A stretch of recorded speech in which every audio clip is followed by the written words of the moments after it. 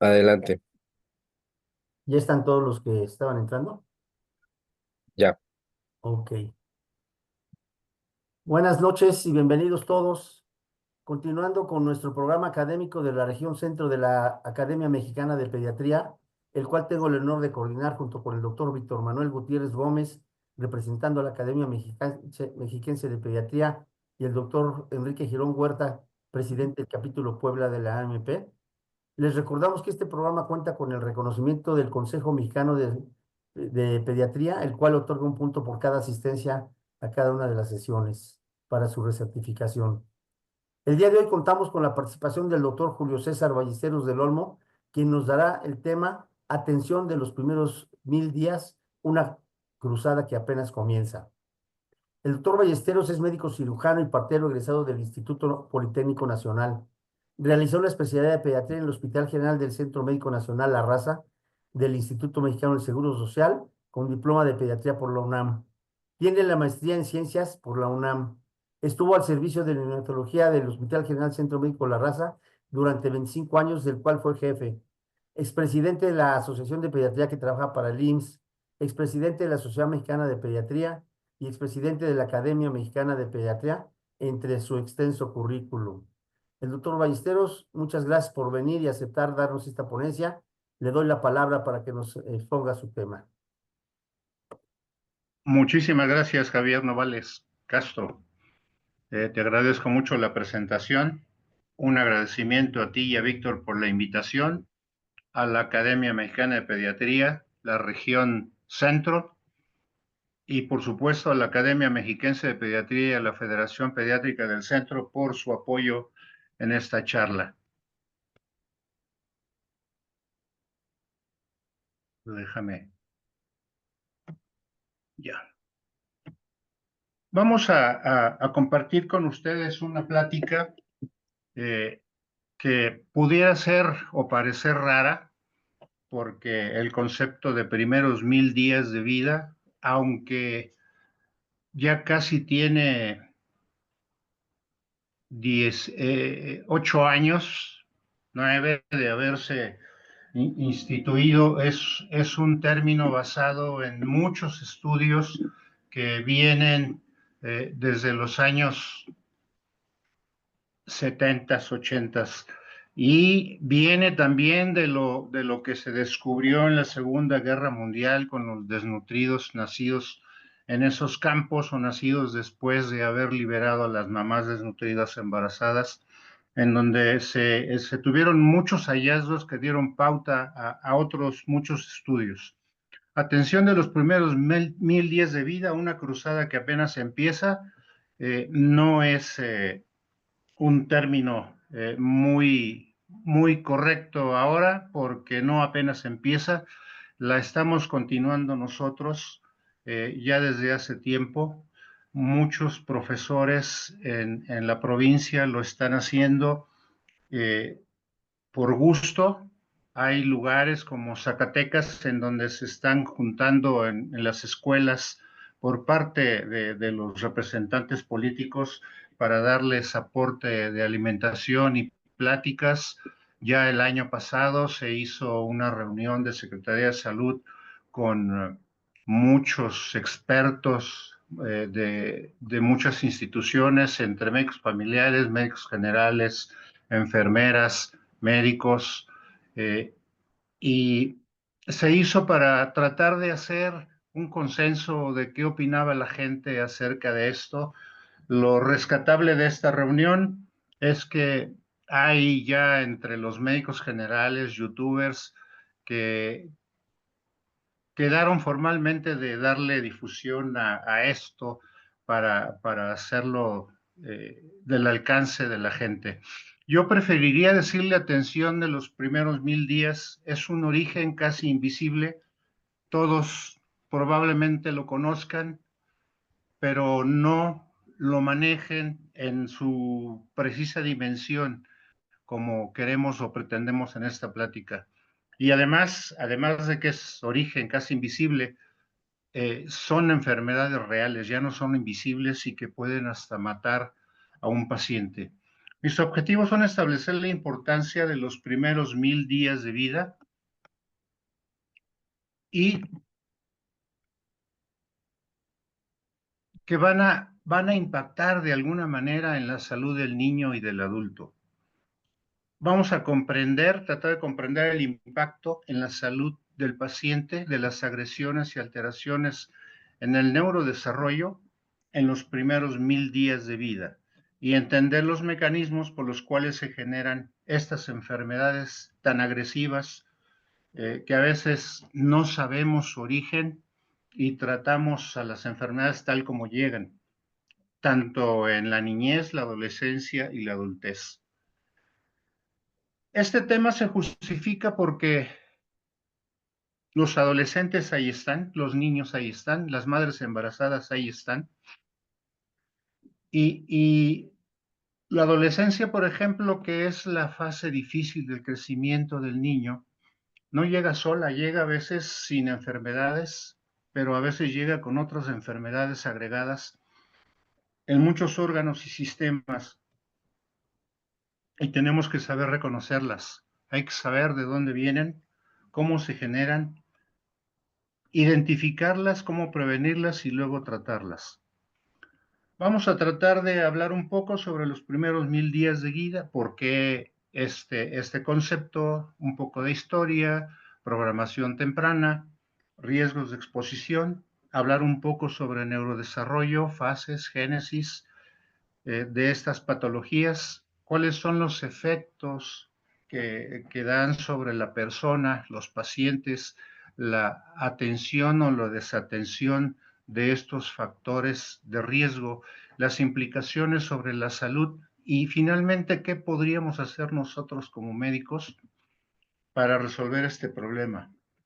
La programación temprana es un proceso en el cual se dan exposiciones internas y externas en el desarrollo del embarazo, que produce modificaciones en el individuo en formación que influyen claramente en sus etapas posteriores de la vida. Como pueden ver, esos factores condicionan modificaciones permanentes que se van a transmitir también de generación a generación. ¿De dónde viene el término? Pues viene de sumar los 270 días del embarazo, 365 del primer año y 365 del segundo año. Resulta que estos primeros 1000 días de vida es una etapa sumamente importante para la vida de las personas y de su núcleo familiar, porque es una ventana de enorme potencial, es en donde se generan, de acuerdo a las circunstancias de desarrollo inútero, se genera el crecimiento del niño hasta su máxima expresión en estos 2 primeros años de vida, en los cuales estos factores pueden incidir o pueden no incidir en el desarrollo de las enfermedades que estamos comentando. Si nosotros aplicamos esta receta muy fácil de amor, atención, cuidados, una buena nutrición, que la mamá haga ejercicio, cante, baile, que no tenga exposición a tóxicos ambientales o en el interior de su casa, que no fume, que no ingiera tóxicos y que le brinde todo esto al binomio para un bienestar, para la familia, para los médicos, la sociedad en su conjunto. Esto razonablemente impacta en la vida del niño, en su desarrollo. Una vez que nace, que va a la escuela, crecerá sano, aprenderá, prosperará para mejorar su condición individual, familiar, social y más tarde laboral y económica. El objetivo principal es que mejore sus condiciones de vida, mejorando su salud y que esto haga subir los escalafones socioeconómicos que tiene su familia y en los cuales él se desarrolló. Los factores que inciden en la programación temprana ya mencionada durante el embarazo de la madre, la mamá con sobrepeso y obesidad o el papá también deben ser cuidados detenidamente por los médicos, incluso antes de que la mamá se presente con embarazo, porque el aumento excesivo de peso durante el embarazo también va a favorecer problemas para este bebé. La nutrición de la madre antes y después del embarazo es vital para el niño, y la dieta inadecuada, la dieta incorrecta, la falta de una nutrición balanceada va a hacer que esta mamá no le dé los nutrientes suficientes al niño para este desarrollo. La exposición de este binomio a las propias hormonas maternas, al estrés, al tabaco, al alcohol y otras drogas, van a hacer que este niño crezca en desventaja dentro del útero. Recordemos que toda condición agresiva hacia el niño condiciona estrés. Y este estrés va a hacer que se desencadenen, como vamos a ver más adelante, eh, efectos que van a hacer que este niño no crezca adecuadamente. La edad gestacional es otro problema. Si el niño crece y se provoca o tiene un nacimiento prematuro, ya el hecho de que nazca prematuro le va a conllevar problemas independientemente de la atención que le esté dando la mamá, pero sí dependiente de la madurez al nacer. Si este niño no nace suficientemente maduro, va a tener también problemas en su desarrollo y habrá que estarlo monitorizando. No olvidar que la exposición al amor es sumamente importante. ¿Por qué se menciona todo esto? Porque si la mamá no es bien alimentada o no se alimenta bien, el niño tampoco se va a alimentar bien. Y las consecuencias de esa desnutrición va a dar alta vulnerabilidad ante las enfermedades y pueden morir los pacientes. Puede haber en fase escolar y en fase de trabajo una disminución de la capacidad intelectual y aprendizaje, detenerse el crecimiento y el desarrollo físico y causar sobre todo enfermedades crónico-degenerativas, cardiovasculares o metabólicas. Factores de impacto siempre importantes: el medio ambiente, la nutrición y la genética. No olvidar esos tres factores sobre los cuales va a girar el desarrollo de este ser en formación, asociado al amor y el aprendizaje continuo que va teniendo incluso in útero. El niño aprende en etapa intrauterina todo lo que mamá hace, experimenta y aprende y ejercita esos conocimientos dentro del útero. Los cuidados que recibe la mamá en este embarazo condicionan mayor o menor riesgo durante el desarrollo del niño para el neurodesarrollo, porque el neurodesarrollo determinará un buen crecimiento y desarrollo en la primera y segunda etapa de la vida, que dará como consecuencia que este niño tenga un aprovechamiento escolar favorable, un desarrollo social adecuado, que pueda salir a competir por un trabajo con una buena instrucción, una buena formación para mejorar los ingresos de la familia, superar ese estado socioeconómico y muchas veces salir del estado de pobreza en donde se desarrolla. Hablábamos hace rato de la estimulación que debe tener la mamá embarazada, aplicando a ese vientre caricias, hablar con el bebé, hacer que el niño escuche la música que a ella le guste, que baile también con la mamá al ritmo de esa música, que le cuente cuentos y que le esté dando una temperatura adecuada para que el niño no sufra ese estrés tan mencionado. Dentro de esta programación también influyen, ya mencionamos, el peso al nacer, que nazca prematuro, desnutrido o subnutrido. ¿Qué tipo de lactancia elige la mamá? Leche materna exclusiva, artificial o no, complementaria o no, y la alimentación hasta los 2 años de vida.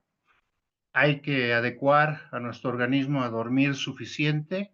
El entorno familiar debe ser lo más benévolo posible, sin violencia, sin agresiones, sin gritos y con las menos exposiciones ambientales que ya hemos mencionado, pero sí exponerlo siempre al amor y a los cuidados. La programación que hemos hablado se da in útero, según lo documenta Barker en 1986, cuando el estado nutricional de la mamá y del niño, y por supuesto de la placenta, se ven afectados por una mala alimentación, provocando desnutrición fetal, y esa desnutrición fetal va a ocasionar trastornos hormonales que van a condicionar menos células hepáticas, menos células cardíacas, menos células en vasos sanguíneos, en glándulas suprarrenales, en páncreas y músculo, y van a hacer que estos funcionen de manera inadecuada, funcionando con una respuesta amplificada, con aumento de grasas, hipertensión, hipertrofia ventricular izquierda, diabetes y enfermedad cardiovascular. Esto ha sido un seguir en continuo después de las observaciones que se tuvieron en campos de concentración, en donde pudo apreciarse que los niños que nacían de madres desnutridas y que nacían desnutridos, cuando eran bien nutridos, los niños entraban en una fase de ahorro y empezaban a aprovechar lo que comían para su metabolismo, pero también empezaban a crecer, a engordar como respuesta a ese trastorno metabólico que en esa época todavía no se entendía, pero se esperaba que el niño empezara a engordar y en fase adulta fuera un niño, un ser más gordo, un adolescente gordo, un adulto gordo, y que tuviera predisposición a enfermedades crónicas degenerativas. En esta otra vemos esa influencia que tiene la mamá y el niño en útero a través de la nutrición inadecuada, las infecciones, los factores medioambientales que provocan trastornos rápidos como alteraciones del crecimiento en peso y talla, composición corporal de hueso y músculo, desarrollo cerebral, y tardíos como alteraciones educativas con disminución de las capacidades cognitivas, inmunológicas y la capacidad para trabajar. Más adelante desarrollará las enfermedades que hemos mencionado, incluso hasta cáncer, y enfermedades metabólicas en las cuales los carbohidratos, lípidos y proteínas van a tener metabolismos alterados, condicionando también enfermedades metabólicas. Guawi fue un estudioso de esta situación y avanzó mucho en el 2008 para la comprensión de este problema de programación. En esta imagen podemos ver que las alteraciones que pueden dar este problema de agresión con estrés a los niños son la hipoxia, alteraciones nutricionales, exposición a hormonas, patologías, drogas o toxinas que pueden provocar un ambiente intrauterino inadecuado y hacer que se tenga una programación metabólica fetal en la cual se suceden ciertas alteraciones cromosómicas que van a dar pie a enfermedades en la edad adulta. Como todas esas que se ven en pantalla, son muchas y muchas más que surgen cuando hablamos también del neurodesarrollo que se suman a todas estas. Cuando nosotros hablamos de historia de esta definición de los primeros 1000 días. Entonces tenemos que en el año de 2008 se hacen estudios, se analizan estudios prospectivos de cortes en Brasil, Guatemala, India, Filipinas y Sudáfrica, en los cuales se observa que las mujeres con desnutrición dan pie al nacimiento de niños con alteraciones. Y se refieren a ese periodo como periodo de embarazo y 2 primeros años de vida. Y esto, obviamente, en 2010 provoca que se forme una organización que se dedica a atender mamás con problemas en su embarazo, thousanddays.org, y esta organización se dedica a dar apoyo, asistencia a las mujeres y a los niños con bajo peso para tratar de provocar un efecto positivo en su crecimiento y desarrollo y evitar que se perpetúe la pobreza. El objetivo de esto es hacer que los papás y la población en general comprendan la importancia que tienen estos 1000 días de vida, que suponen un periodo crítico en los cuales los factores internos y externos a los cuales se somete este niño en crecimiento e incluso después de nacer, hagan que el niño sea impactado por estos cambios provocados por la agresión del estrés y la exposición a los factores, y esto significará enfermedades, y si no se da la exposición a estos factores negativos, el niño podrá crecer con beneficio para su familia, para él mismo y la sociedad a largo plazo. Estamos en el entendido que la deficiencia nutricional y afectiva puede provocar todos estos trastornos que hemos mencionado. En 95 se establece que cuando son tratados los niños con desnutrición temprana de macronutrientes, estos se observan con puntuaciones de coeficiente intelectual más bajos, menos éxito escolar, los niños comprenden menos, aprenden menos, entienden menos y tienen muchas alteraciones del comportamiento. En 2008, este concepto evaluado por Lancet establece ya el término los primeros 1000 días de vida, y es un término que se va a estar usando permanentemente después en la UNICEF en 2016, en donde lanza su campaña de estos primeros 1000 días para toda la vida, los primeros 1000 días de amor. Otra vez con el objetivo de sensibilizar a la sociedad acerca de la importancia de mantener un ambiente óptimo en el crecimiento intrauterino de estos niños, y 2 años y los años subsecuentes hasta completar 2. En México, en Jalisco, se establece la primera intención de este programa, en el cual también se evalúan estos aspectos para tratar de darle a la población más información para que aprendan a cuidar a estos pequeños. ¿Qué pasa en esos primeros 1000 días? Pues no olvidemos que hay interacción de un genotipo, que es la composición genética del individuo, fenotipo, que es la expresión de esos caracteres cromosómicos, y hay un exposoma, y el exposoma es el conjunto de factores ambientales en los cuales crece y se expone el individuo en desarrollo, incluida la mamá. Y el epigenoma se compone de compuestos químicos que modifican o marcan al genoma de manera que le dice qué hacer, cuándo hacer y dónde hacerlo. Ustedes pueden ver aquí que ese exposoma está compuesto e interfiriendo con el desarrollo del niño, y que va a impactar directamente con la salud a través de los riesgos y nosotros tenemos que estar prevenidos para evaluar el impacto a esos factores que componen ese exposoma. El epigenoma entonces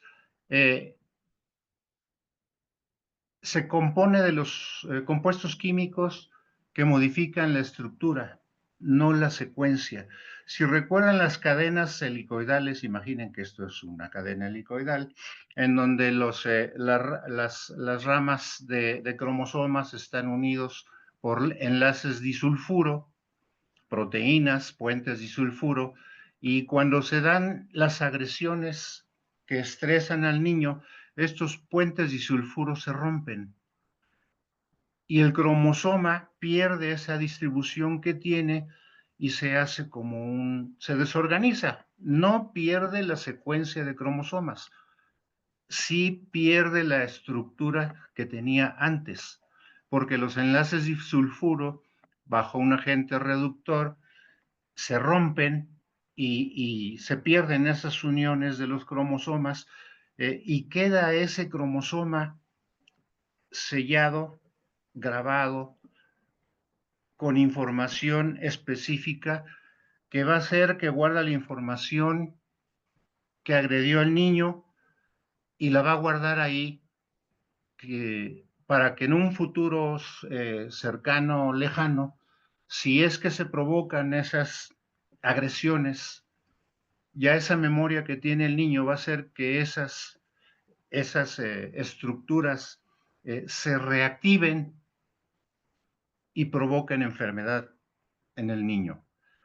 La epigenética, entonces, es la que se encarga de estudiar y regular la capacidad de las células para adaptarse a los estímulos externos.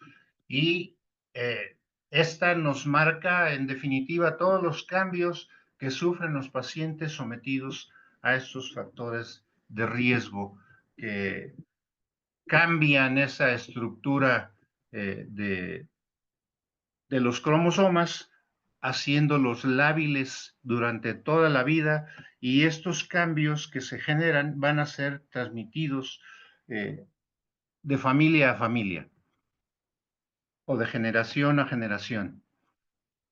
¿Y qué importancia tiene en todo esto el neurodesarrollo?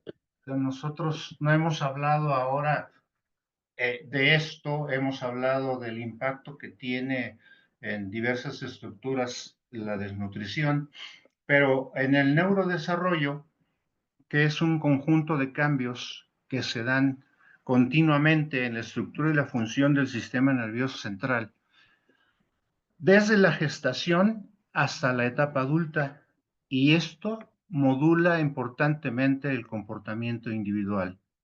Con estos cambios, el individuo se va adaptando desde que empieza el aprendizaje in útero a los cambios que se van dando en el ambiente una vez que nace, empieza a seguir, comienza su aprendizaje fuera del útero y empieza a modificar poco a poco conductas, aprende unas, desaprende otras, porque siempre va superándose y mejorando sus capacidades, sus habilidades, conocimientos, actitudes, funciones y en una etapa determinada aprende a pensar, aprende a sentir y a expresar todo esto a través de movimientos físicos y expresiones verbales. Las etapas del neurodesarrollo son 5. Las vamos a mencionar a vuelo de pájaro porque es importante saber que en estas etapas se pueden generar deficiencias nutricionales importantes que van a incidir en el desarrollo del cerebro. La neurulación es la formación del tubo neural, hasta encéfalo y médula espinal, que inicia en la tercera o cuarta semana de vida, tan temprano en la gestación, y termina hasta la sexta y séptima semanas de edad gestacional. Es importante saber esto porque en esta etapa se van a gestar enfermedades que ustedes ya conocen en la formación del encéfalo y de la médula espinal, espina bífida, microcefalia, anencefalia, etcétera, etcétera, y entonces, y otras más. Y vamos a tener que incidir en la nutrición adecuada de estas mamás. La fase proliferativa se inicia en el segundo y cuarto mes de gestación, se extiende hasta los 3 o 4 años, luego se lentifica, incrementa la conexión entre neuronas y la finalidad de esta fase proliferativa es que el precursor se transforma en neuroblasto y glioblasto y este dé a células gliales y el neuroblasto a las neuronas.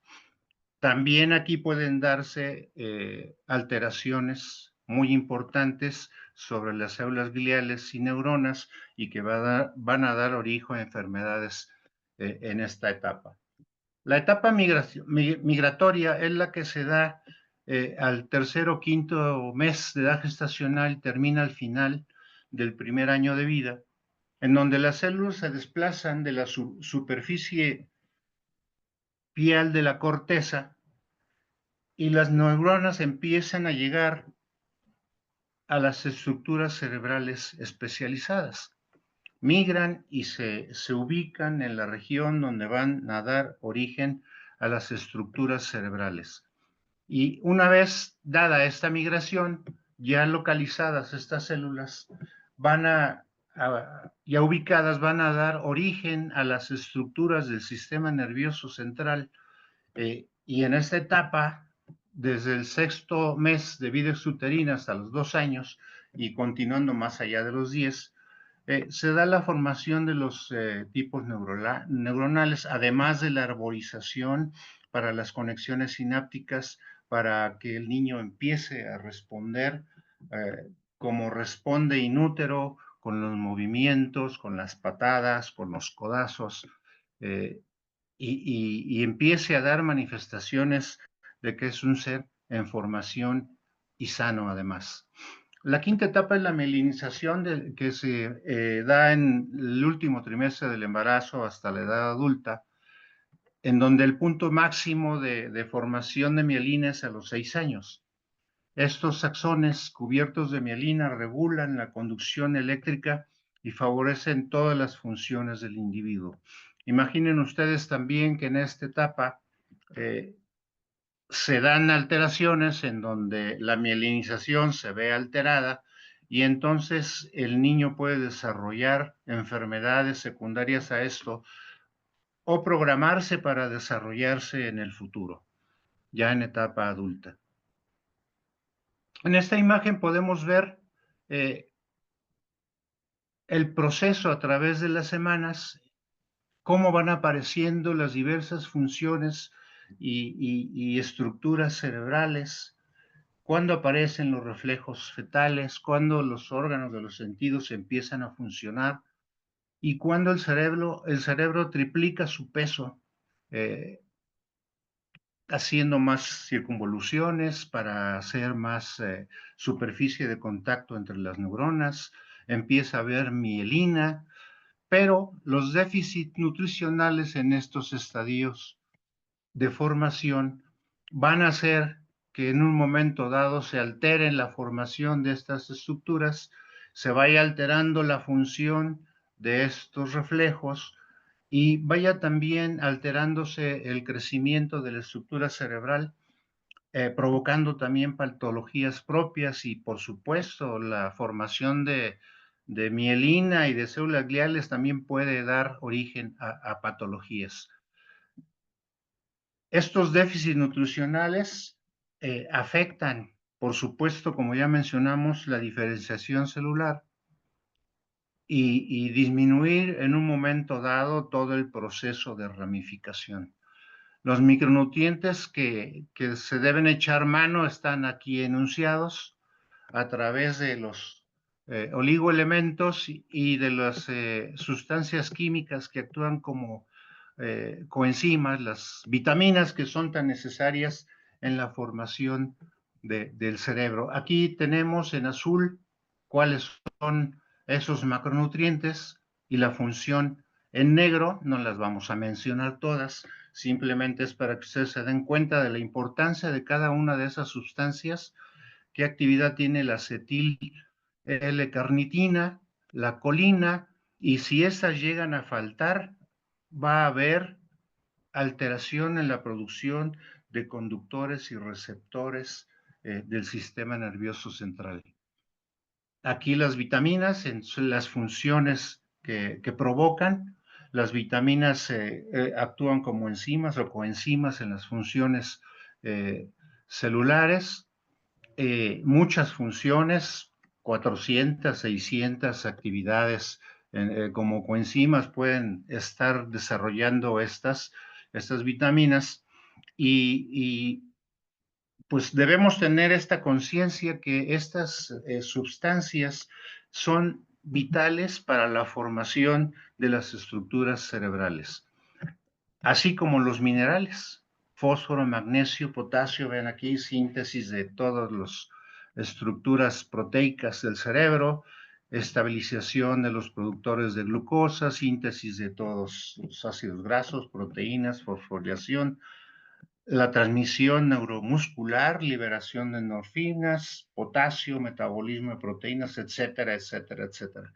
La importancia de todo esto radica en la formación normal de las estructuras del sistema nervioso central. Las etapas del neurodesarrollo son secuenciales y se van dando progresivamente conforme ese cerebrito va creciendo. Para que en una vida postnatal todos los mecanismos funcionales estén realizados a los 5 o 7 años de vida. Posteriormente, en la pubertad, la época de oro de la plasticidad neuronal, gran poder formador y regulador sobre la base biológica del comportamiento. Esto se menciona porque el niño tiene la capacidad de aprender muchas cosas con las estructuras cerebrales que tiene y las ramificaciones dendríticas que tiene de acuerdo a su edad. Conforme va creciendo, adquiere otras funciones. Aprende a balbucear, luego aprende a decir monosílabo, luego empieza a aprender a hablar, junto con eso empieza la movilidad motora, aprende a caminar y todas estas actividades que tenía en esas etapas primarias de desarrollo se van cancelando porque el niño va a dejar de balbucear, va a dejar de decir monosílabos, va a aprender a hablar y todas las neuronas que usaba para estas funciones van a ser suspendidas, como vamos a mencionar en adelante. Y entonces, y se van a crear más ramificaciones que se van a encargar de las funciones que el niño va a ir desarrollando paulatinamente.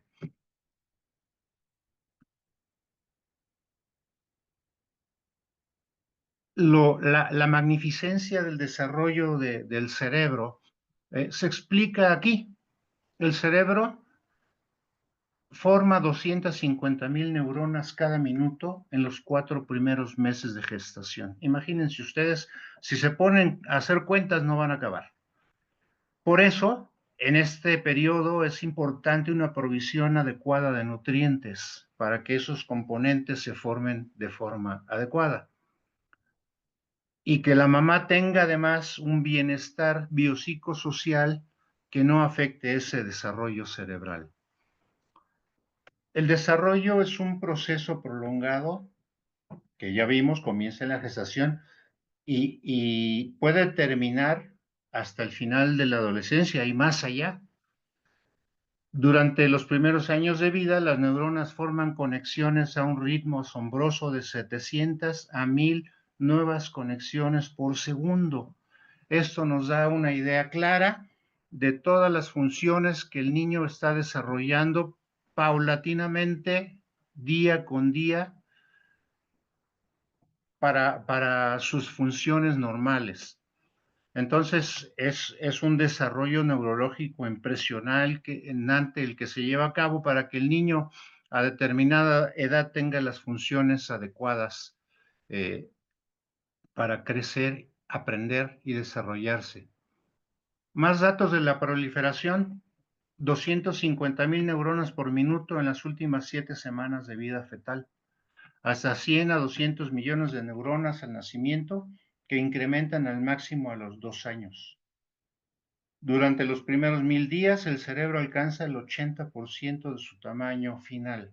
Entonces es un crecimiento fabuloso 90% a los 6 años, que podemos comparar aquí progresivamente ese crecimiento cerebral. Hablábamos hace rato de la poda neuronal que se da cuando las funciones empiezan a caer y empiezan a darte otras nuevas. Esas neuronas son podadas para que se dé paso a ese desarrollo vertiginoso del cerebro y que puedan mantener un patrón específico cada una, dejando las sinapsis necesarias para esos momentos de desarrollo del niño. Y asimismo la arborización neuronal que se da en forma paulatina conforme el niño va creciendo, va adquiriendo más funciones, va aprendiendo más de lo que observa en la vida exterior, de lo que le enseñan sus padres y luego de lo que le enseñan en la escuela. Debe suponer el desarrollo de una población cerebral adulta cercana a los 100,000 millones de neuronas, comunicándose entre ellas y cada una con más de 1,000 de otras neuronas, lo que genera alrededor de 60 billones de conexiones neuronales o sinapsis. Hablar de 60 billones de conexiones neuronales es hablar de una friolera de 60 millones de millón. Entonces es una barbaridad el poder de crecimiento que tiene nuestro cerebro. ¿Qué podemos ver en esta imagen? La poda sináptica entonces es cerrar conexiones que ya no se usan, que quedan disfuncionales, porque el cerebro del niño va a formar nuevas conexiones sinápticas y va a seguir formando nuevas, reorganizando y podando otras que ya no se usan. Y eso le va a dar al cerebro también una capacidad adicional, modificar su estructura y función a lo largo del tiempo. Esto implica constantemente nuevas conexiones, el fortalecimiento de las que ya hay y reorganizar en algunos casos en los cuales hay cambios. Y estos cambios son fundamentales para la adquisición de aprendizaje, memoria, recuperación tras una lesión cerebral y el desarrollo de nuevas habilidades. ¿Hasta cuándo tenemos plasticidad neuronal? Nosotros no creíamos en los recién nacidos que iba a haber una plasticidad que le diera la ventaja de poder reorganizar su cerebro una vez lesionado por una hemorragia o alguna otra agresión. Pero no solamente en esta etapa se demostró que había plasticidad, sino se ha demostrado que en etapa adulta también hay. Y puede haber plasticidad cerebral hasta más allá de los 90 años, con neoformación y regeneración neuronal que se ha demostrado en pacientes que son operados, en los cuales hay pérdida de material encefálico y los pacientes tienen esa capacidad. Imaginen ustedes una persona de 35 años que sufre un asalto, le dan un balazo en la cabeza, la mandan a la... Afortunadamente es recogida a tiempo, estabilizada en la ambulancia, tiene muerte instantánea, es reanimada, la mandan a terapia, la mandan a hospitalización 3 meses y cuando se egresa los médicos le dicen no vas a poder hablar adecuadamente, no vas a poder mover los brazos, no vas a poder mover las piernas. Pues esa personita hoy a los 38 años es una persona que se desempeña como jefa de servicio en un hospital, como enfermera, y, y pues se ha podido desarrollar y está tomando cursos de capacitación para escalafonear y pues es una muestra clara de lo que es la plasticidad cerebral en el adulto. El cerebro es fabuloso y debemos contemplarlo de esa manera. ¿Cuál es el costo metabólico de este neurodesarrollo? Pues que el cerebro consume el 60% de toda la energía que le llega, porcentaje mucho mayor que en otras especies. En el primer trimestre, como ya mencionamos, requiere gran cantidad de glucosa de micronutrientes para el desarrollo tan vertiginoso que tiene. Y en el segundo y tercer trimestre, por supuesto, sigue el requerimiento de glucosa, pero hay un gran requerimiento de proteínas, grasas y disminuye el de los micronutrientes. Es una forma de responder y de adaptarse el cerebro a ese crecimiento que tiene. Habíamos hablado del estrés dentro del exposoma. Todas las agresiones que tiene el niño, como violencia, abusos, descuidos, hambre, frío, calor, desnutrición, falta de otros insumos para vivir, le provoca un estrés. Y ese estrés le provoca producción de altos niveles de cortisol, hormona del estrés, que interrumpe el proceso de desarrollo cerebral, limitando la proliferación de neuronas, perjudicando la salud, el aprendizaje y comportamiento en general del individuo. Las hormonas que estamos nosotros evaluando en el crecimiento del niño, las catecolaminas, son hormonas que van a ayudar al funcionamiento de los diversos órganos del niño, el hígado, el riñón, muscular, vascular, tejido adiposo, corazón, la sangre. Todas estas células son estimuladas para un crecimiento y funcionamiento adecuado de nuestro organismo. Si nosotros tenemos carencia de catecolaminas, vamos a tener malfunción de todos nuestros órganos, y no olvidemos que las catecolaminas se producen en nuestro organismo como consecuencia de una nutrición adecuada.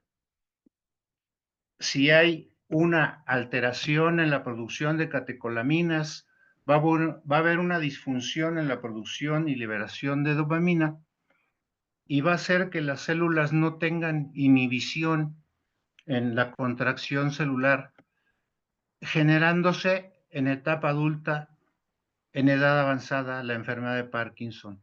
No olvidemos que también todo el estrés que agota a este personaje, la desnutrición, todas las enfermedades que arrastra, también lo llevan a tener un envejecimiento prematuro de sus órganos.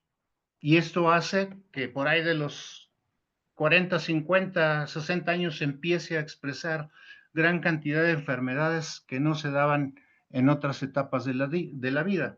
También se altera el eje hipotálamo, hipófisis adrenal, en la cual la placenta también se enferma, y pues hay grandes alteraciones, como hay producción de cortisol, el niño no crece, no se desarrolla habitualmente, hay trastornos cognitivos, falta de regulación emocional, temperamento difícil y síntomas del espectro de déficit de atención.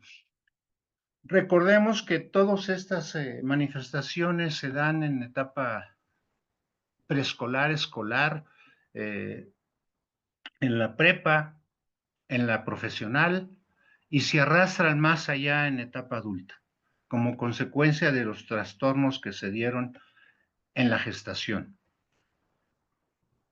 En la semana 19 hay reducciones volumétricas de sustancia gris. Estamos hablando de niños sometidos a estrés y a desnutrición. Hay disminución de las cortezas prefrontal, premotora, temporal, temporal media, circunvoluciones y muchas más. Entonces hay un crecimiento disminuido del cerebro. Esas alteraciones del eje hipotálamo,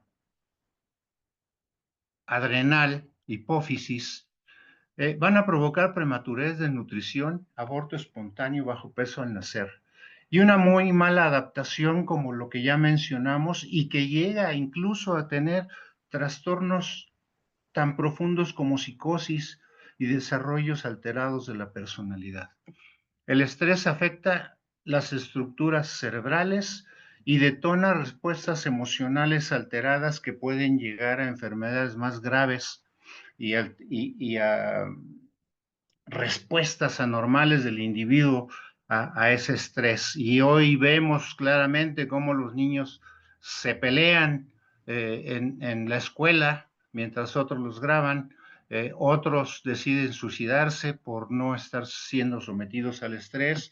Otros provocan que los niños mueran, creándoles lesiones profundas. Entonces, todos estos efectos los vamos a estar sufriendo y aquí lo estamos reduciendo, cómo el daño cerebral impacta en la talla adulta, impacta en un mal estado de salud, con todas las patologías que ya mencionamos, con una peor salud general, con alteraciones más tarde cognitivas de aprendizaje, mal aprovechamiento escolar, no pueden encontrar un trabajo adecuado ni pueden conservarlo, no hay ganancia económica, sigue la pobreza, falta de empleo, sigue la desnutrición, la escolaridad es pésima, ignorancia, embarazos no deseados, violencia, drogas, abortos, mayor mortalidad. Aquí interviene también el narco que por pusilánimes cantidades, 500,000 pesos, 2,000 pesos, contratan a la gente para hacerlos burros o hacer otras ejecuciones más insanas.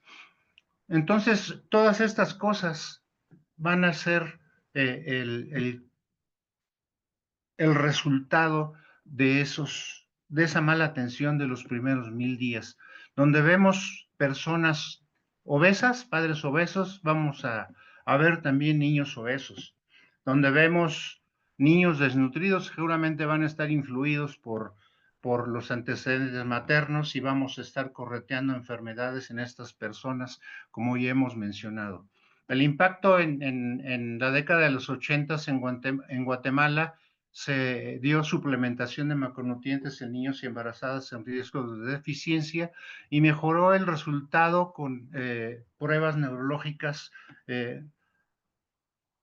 y esto alegró a la gente porque dijeron esto puede servir de antecedente.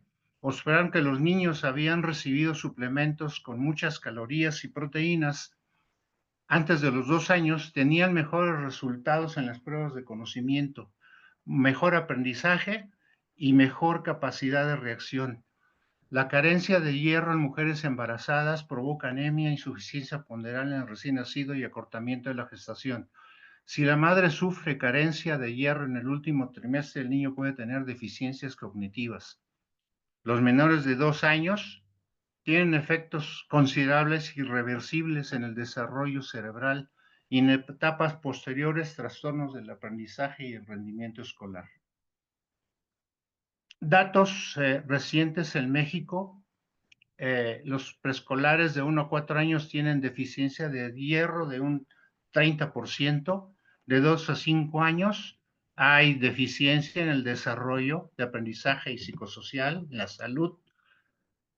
Las mujeres en edad reproductiva tienen deficiencia de 40%, las embarazadas de 12 a 49 años tienen anemia y las adolescentes embarazadas 46% y el medio rural 42%. La mala nutrición, vemos aquí porcentajes bajos, pero recordemos que no hay estudios suficientes que puedan evaluar a las poblaciones que estamos tratando de incluir en esos estudios. Son estudios muy incluyentes, no pueden ser extrapolados a otro tipo de poblaciones, pero definitivamente de que hay malnutrición la hay sobrepeso y obesidad, hay 36.5 y 40.4 de sobrepeso y obesidad en un núcleo de 15,000 escolares y adolescentes. Se debe a bajo consumo de frutas y verduras y muchos azúcares añadidos con alimentos chatarra y aumenta la probabilidad de obesidad y sobrepeso. En el embarazo, 34.2 de mujeres eran obesas y en el adulto, 37%. Vean ustedes estas cifras que son también horrorosas. No son cifras vigentes, tienen 10 años o tienen 14 años, pero son escandalosas. Imaginen ustedes que en el mundo se gasta por la desnutrición, malnutrición, 3.5 billones de dólares al año. Es una cantidad escandalosa.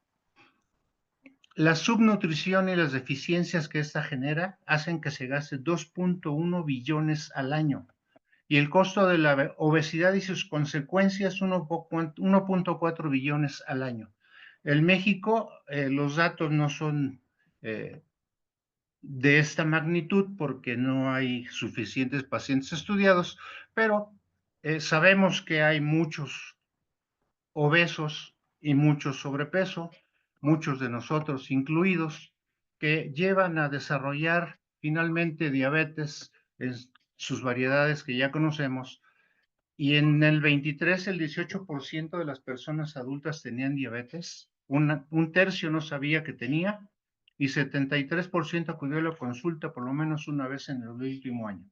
Y por esta razón, pues se hacen crónicos, mal controlados, y solo el 26 tenía la enfermedad bajo control. La hipertensión es un reflejo similar, 30% tenían hipertensión, 43 lo sabía, 57 con tratamiento farmacológico tenía valores de tensión normal. La obesidad cuesta mucho dinero y muchas muertes. Provoca presión alta, altos niveles de colesterol, infartos, diabetes, problemas de articulaciones, osteoartritis, muerte súbita, problemas respiratorios, la apnea del sueño es un problema muy socorrido en gran parte de la población. Efectos psicosociales como los que ya mencionamos, que no son que aparezcan súbitamente porque sí. Esa es una gráfica vieja que nos simplifica la anemia a edad temprana, cómo se afecta el desarrollo cognitivo en niños empobrecidos. Los niños que están con hierro normal son estos, son de bajo riesgo. Los niños que tienen hierro normal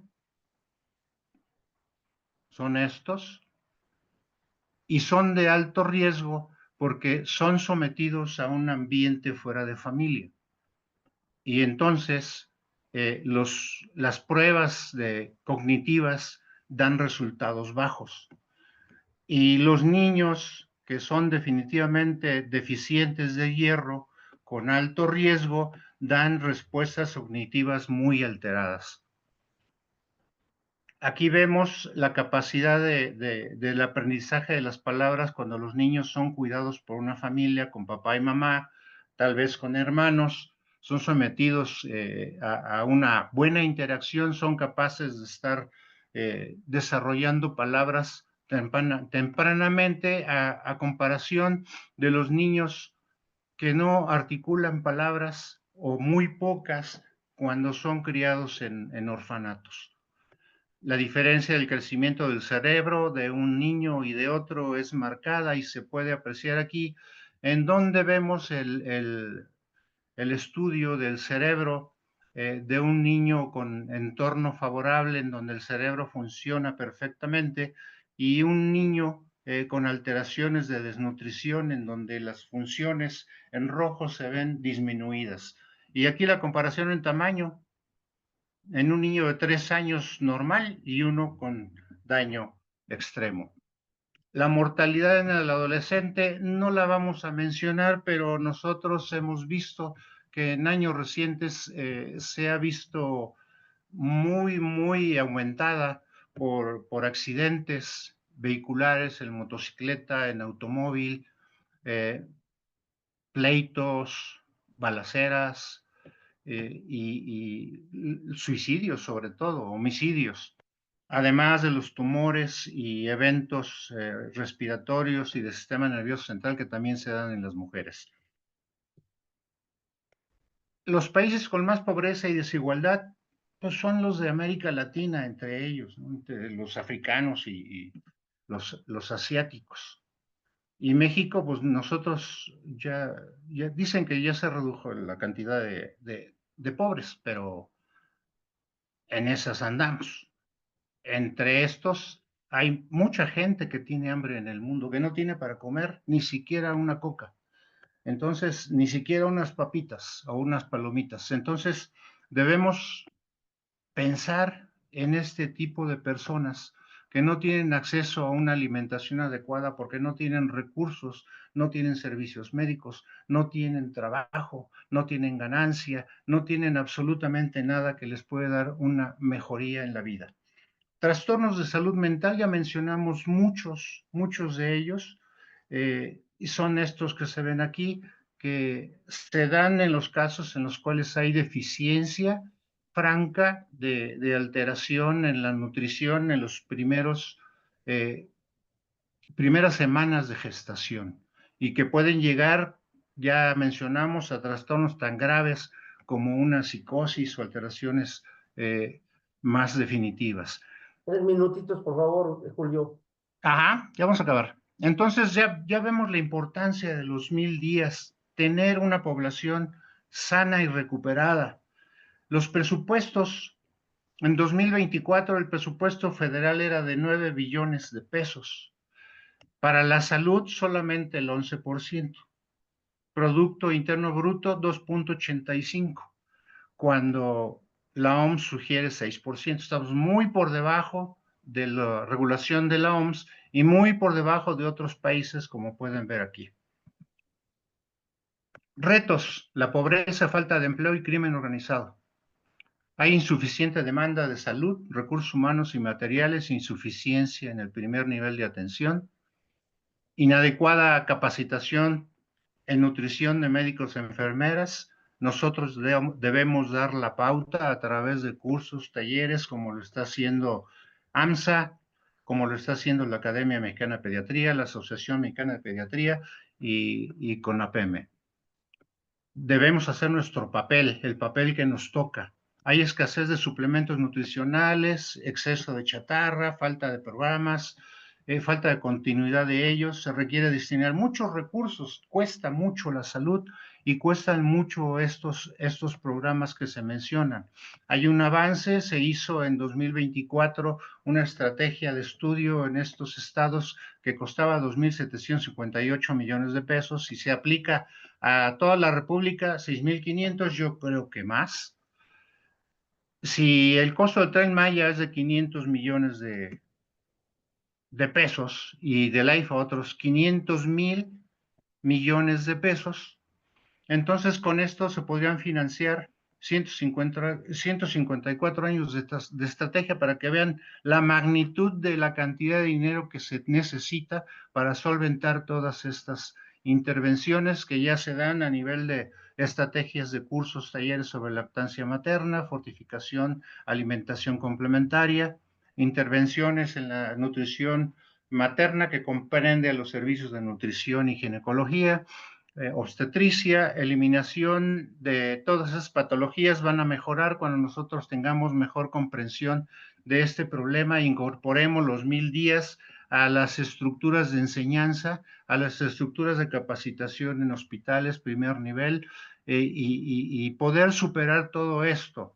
La recomendación es que el gobierno haga el papel que tiene que desarrollar, que nosotros hagamos nuestro papel educando, reeducando, estableciendo estrategias para capacitar más y más gente de las 1000 maneras posibles para poder hacer una población sana. Es necesario que nosotros transmitamos a través de estos métodos la importancia que tiene el cuidado de los 1000 días, para saber la importancia del grado de salud y de inteligencia que pueden tener nuestros niños en la adultez y que depende de esos cuidados. No podemos tener otra cosa. Y además la educación es básica. Un pueblo sin educación es fácil de manipular, explotar y oprimir, dice el ecuatoriano Falcón y Borrás. Por una medicina humanista de excelencia en beneficio de nuestra sociedad debemos seguir trabajando y poniendo el dedo en la llaga. Muchas gracias. Muchísimas gracias, doctor Ballesteros, muy amable, excelente exposición. Eh, a ver si hay alguien que quiera hacer algunas preguntas. Por lo menos tenemos un comentario del doctor Gustavo Castañeda, que dice que idealmente todos los embarazos deberían de ser 1 deseados, 2 planeados y 3 aceptados. Yo agregaría 4 amados a las sugerencias del doctor Castañeda, excelentemente. Así es. Si alguien quiere comentar algo o si alguien tiene alguna pregunta directamente que se la hiciera al doctor Ballesteros o a través del chat, por supuesto, si quieren. Tenemos ahí, Creo que este, todos se llevan tarea a casa Sí, hacer un balance de la actividad que hacen en lo personal, en su consultorio o en su hospital, y tratar de componer caminos y hacer nuevos caminos para hacer nuevos horizontes. Si se claro. gusta alguien preguntar algo, puede levantar la mano y le abrimos el micrófono.